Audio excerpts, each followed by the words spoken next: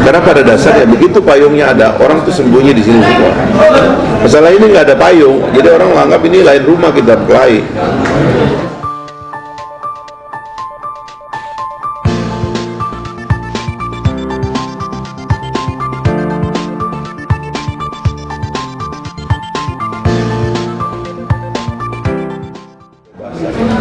Dia senang dengan kemapanan.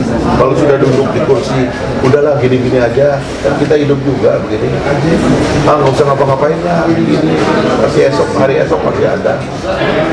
Itulah sebabnya banyak orang yang akhirnya menjabat pun menjadi orang yang tenggelam. Karena ini kursi bikin orang, udahlah, udah dapat. Cari apa lagi? Cari apa lagi? Udah enak. Apalagi orang Indonesia kan, kalau udah jangan dari penyakit. Nah, manusia merdeka itu tidak boleh cari penyakit terus. Karena kalau orang punya penyakit baru dia bisa sembuh.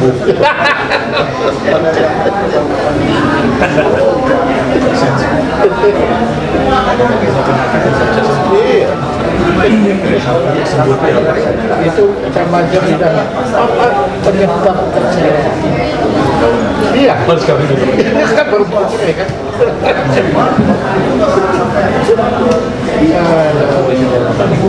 Ini mengembangkan apa yang disebut dengan musyawarah. Dia mendapat mandat Tuhan, tapi dia musyawarah. Iya, oh iya Islam. Kan kata musyawarah itu bahasa Arab. Dari kata syuro, wahum syuro bainahum, maka musyawarahkanlah dengan mereka. Kan begitu. Jadi tabayun itu asalnya dari Asalnya itu. Kalau demokrasi itu Pak, dia yang paling fragile dia. Karena sumbernya itu apa namanya voting right. Sumbernya itu suara rakyat yang relatif. Apa pagi tempe sore delay, apa pagi delay sore tempe itu loh. Itu demokrasi. Jadi kepemimpinan dalam demokrasi itu kayak harga saham, kayak kurs dia. Pagi dia approval rate-nya 70, sore udah 40. Karena rakyatnya tidak suka, di voting dia. Itu kan paling rawan itu Pak. Kotak suara ini kita berikan hak untuk memilih orang yang paling kuat di dunia. Kotak suara ini, padahal dia relatif betul tuh. Isinya kan omong kosong ini Pak. Nah, sebetulnya makanya dia nggak kuat. Tapi justru karena tidak kuat itulah yang menyebabkan mekanisme di dalam negara itu diatur supaya orang tuh jangan tidak tahu diri. Nggak ada mentang-mentangan, nggak ada belagu-belaguan gitu. Karena kita ini bersumber dari sesuatu yang rawan. Hari ini berkuasa, besok jatuh. Kalau raja tidak bisa Pak.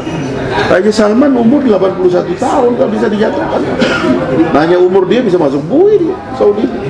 Kalau salah, sumbernya kekuatan. Kalau dia kabilah kan. Karena saya adalah anak dari Bani Saud yang mendirikan kerajaan ini, maka saya adalah raja dan saya yang berdaulat di sini. Selama saya hidup saya adalah raja ini.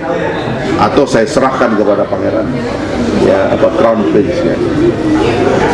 Nah kita ini diselamatkan oleh demokrasi ini Pak, gitu, oleh ketidakpastian gitu loh. Karena orang mengatakan ya tidak pasti, tapi saya tidak dizalimi. Saya bisa bangun pagi cari makan, tidak ada yang larang. Saya bisa buka warung di pinggir jalan, saya gerobak di pinggir jalan, it's my right. Jadi nggak ada yang menghalangi. Kalau dulu kan tidak. Itu Arab Spring itu kan ledakannya itu dari seorang pedagang sayur, pedagang buah namanya Abdul Aziz Bouaziza. Dalam rezim diktator Ben Ali, dia menjadi simbol dari kemarahan umum. Ini orang berdagang di pinggir jalan Pak. Tiap hari dipalakin. Ya. Izinnya dicabut, dipalakin. Dia mau protes kemana nggak ada saluran. Ini rezim otoriter, pakai tentara, pakai polisi, ngancurin hidup orang. Nggak bisa ditulis di media, nggak bisa dikata-katakan. Apa yang terjadi Pak? Dia bakar diri Pak. Sebagai kemarahan itu, Abdul Aziz Bouaziza dia bakar dirinya. Begitu terbakar, ada teknologi Pak. Difoto sama orang di Twitter, disebar, muncul kemarahan umum. Rajanya terjungkal. Dan ini mau menghancurkan Gaddafi. Gaddafi dibunuh di pinggir jalan, Pak. Saya 8 bulan sebelum dia dibunuh, saya ketemu Gaddafi, cipika-cipik. Jadi apa yang disebut dengan keinginan nasional atau keinginan umum itu tidak ada yang menjurubicarai sehingga dia jadi kenyataan. Yes. Itu yang saya bilang, sampai tadi malam saya ngomong sama pejabat-pejabat. Itu apa namanya, kalau Donald Trump tuh atau Presiden Amerika tuh yang namanya 100 hari pertama itu nyaris presiden tuh nggak pernah keluar dari podiumnya itu, jam-jaman keluar masuk, saya mau begini karena begini ini gitu, rakyatnya kan semua terukur. benar gitu. Iya, di briefing pers itu, di briefing kita nggak ada yang ngomong, banyak masalah tuh nggak ada yang ngomongin.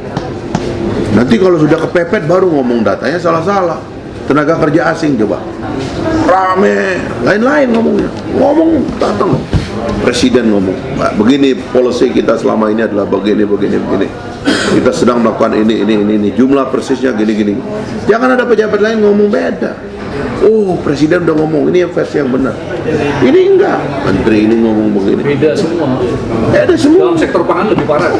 Pangan itu datanya Kacau, Pak. Tangan. Oh iya. Jadi kalau Oh iya. Oh iya. di sana itu istilahnya itu rakyat itu dibully oleh presidennya, bully pulpit. Jadi tempat berdirinya dia itu tempat membuli rakyat. Presidennya itu ngomong tiap hari, dan itu mesti dipakai karena podium yang paling mahal itu podiumnya presiden. dan national bill. Iya, tak, nggak bisa, Pak. Jadi makanya di ujung tadi, Pak, kesimpulan saya, pemimpin Indonesia ini memang harus merupakan kombinasi. Indonesia baru sekarang ini adalah dari Soekarno dalam kemampuan naratifnya. Saya keliling Nusantara, Pak, saya tanya kenapa sultan-sultan di daerah itu bergabung dengan Indonesia. Jawabannya pidato Soekarno. Kenapa? Saya bilang, kalian kan kesultanan Islam, kenapa kalian ikut pidato Soekarno? Karena dalam pidato Soekarno juga ada Islam. Gitu. Karena Pancasila itu kalau dielaborasi kan, Yes. dalam versinya para ulama-ulama ini, Islam itu namanya maqasid syariah, tujuan syariat. Jadi Pancasila itu tujuan syariat, Pak. Jadi syariat itu yang sering disalahpahami di barat tuh, tujuannya apa sih? Pancasila. Persis 5 lagi jumlahnya. Ada bahasa Arab itu, harusnya itu kalau di Pancasila terjemahkan pakai bahasa Arab. Saya dapat itu. Gitu. Nah itu, Pak, jadi pidato Soekarno. Nah sekarang sultan-sultan ini mulai banyak yang kecewa karena dia nggak lihat lagi itu ada pidato, kemana kita ini. Jadi Indonesia itu harus tetap ada naratornya. Yang kedua, dia harus punya manajer karena ini terlalu banyak, Pak. Gitu. Kita nggak pakai manajemen Pak Harto, ya kan? Tapi manajer as a manager, gitu loh. Bagaimana dia mengelola? Mungkin kita punya yang ini, tapi kalau kita tidak punya narator, bahaya, Pak. Apalagi sekarang kan infiltran ide-ide itu gila. Nah, jadi kalau udah Pak Harto, saya menganggap itu sampai Pak Habibie lah, karena generasi berikut ini kan adalah generasi pelanjut begitu ya. Habibie itu flamboyan dia, ya, di dunia. Tapi Soekarno pun cukup. Jadi kalau kita cukupkan 2 aja, orde baru, orde lama, paling tidak presiden Indonesia punya 2 ini. Dia harus merupakan Globalisasi. ya, dia harus merupakan seorang narator yang kuat. Dia seorang manajer yang kuat. Nggak bisa salah satunya, Pak. Republik Indonesia nggak bisa. Bapak punya manajer tapi dia nggak bicara, bahaya. Bapak punya orang yang jago pidato tapi nggak ngerti manajemen, bahaya. Nah itu temuannya, Pak, saya. Jadi kalau kita lihat siapa yang mimpin, dia harus punya ini.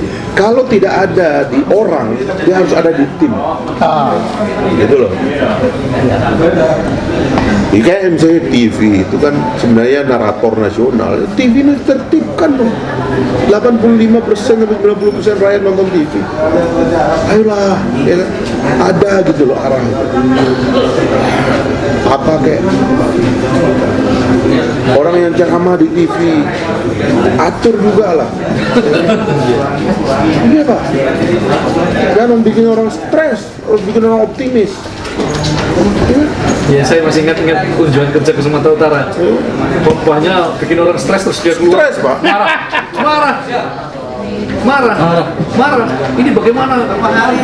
Kita kesini khotbahnya supaya optimis, melihat ke depan, bersemangat. Oh, ini malah Rakyat kadang kalau dibikin stres beneran. Tapi itu sekali lagi tidak boleh juga melalui mekanisme kekuasaan, tapi harus melalui mekanisme keilmuan. Beritahu orang, kalau orang belum paham beritahu.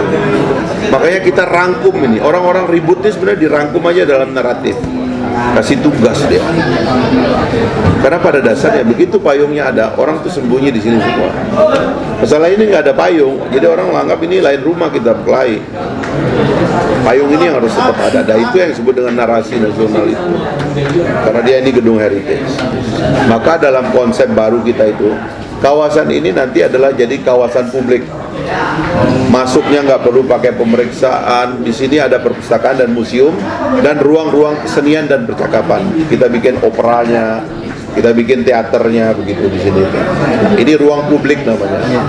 Jadi di sini tempat orang merenung, membaca, berpikir, berkesenian, berdialog itu di sini.